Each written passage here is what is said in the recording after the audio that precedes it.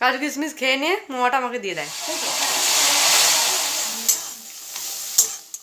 Hello বন্ধুরা, good morning and welcome back to my channel. কেমন আছো তোমরা সবাই? আশা করছি তোমরা সবাই খুব ভালো আছো, সুস্থ আছো।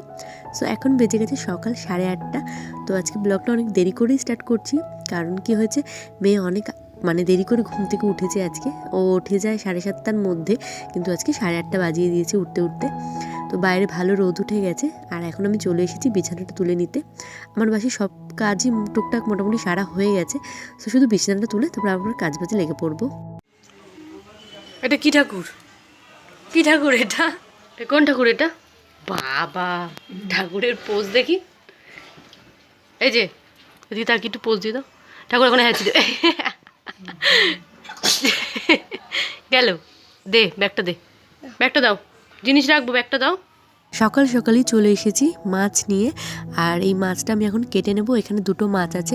বাবা আজকে সকালে বাজারে গেছিলো, তো বাজার থেকে দুটো মাছ একসাথে নিয়ে এসেছে।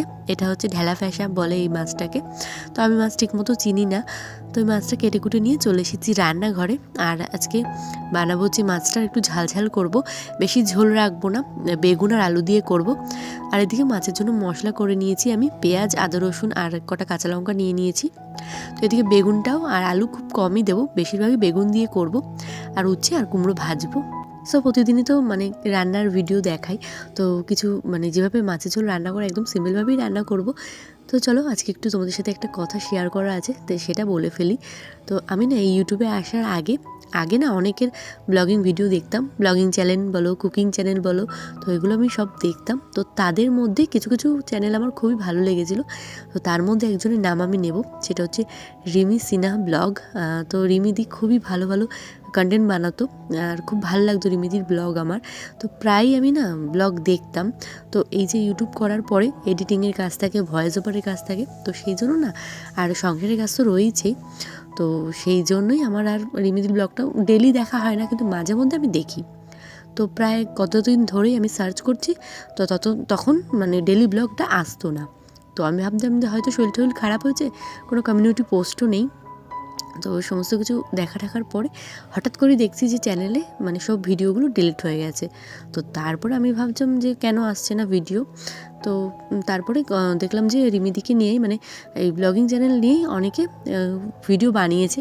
তো তাদের মধ্যেই ভিডিওগুলো আমি সার্চ করে দেখলাম যে কী ব্যাপার, কেন ভিডিও আসছে না। তো বলে না, যারা খেটে খুঁটে ভিডিও বানায়, এখন আমি জানি না কী কারণে হয়েছে, কী কারণে রিমিদি এই ডিসিশানটা নিয়েছে, সব ভিডিও ডিলিট করে দিয়েছে। তো যারা খেটে খুঁটে ভিডিও বানায় তাদের চ্যানেলে কিন্তু একদমই ভিউজ হতেই চায় না। আর তুমি যদি অন্যান্য ভিডিও দেখবে যেগুলো দরকার নেই, খারাপ ভিডিও, সেগুলোতে ঠিকঠাক ভিউজ হয়ে যায়।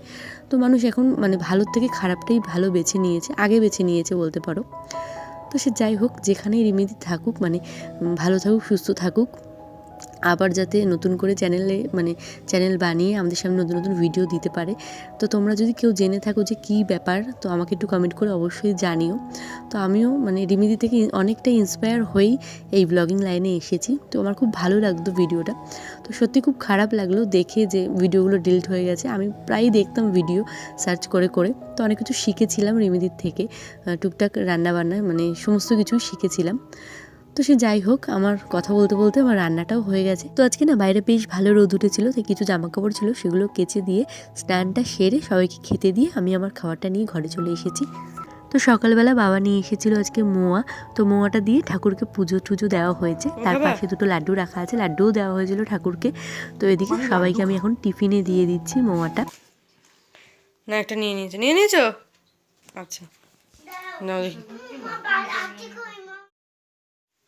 তো এই সন্ধ্যাবেলা মোয়া নিয়ে চলে এসেছি, আর এখন মাহি কী খাবে? মোয়া। কাজু কিশমিশ খেয়ে নিয়ে মোয়াটা আমাকে দিয়ে দেয়, তাই তো?